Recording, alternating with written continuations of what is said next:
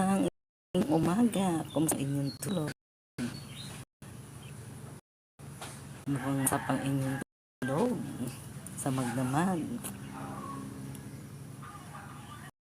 Kasi ang sarap ng tulog ko. Sobrang malamig. Malamig ang panahon. Good morning. And shout out sa lahat. Good morning. Good morning. For today's video, tayo ay magigisa na pechay para sa ating habang nagkain kailangan natin luto ng ating ulam. At bakit po po ang sangkap ng aking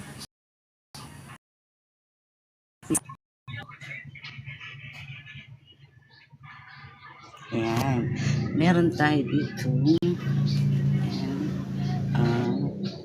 sibuyas, bawang, kamatis at baboy, itlog at chicharon.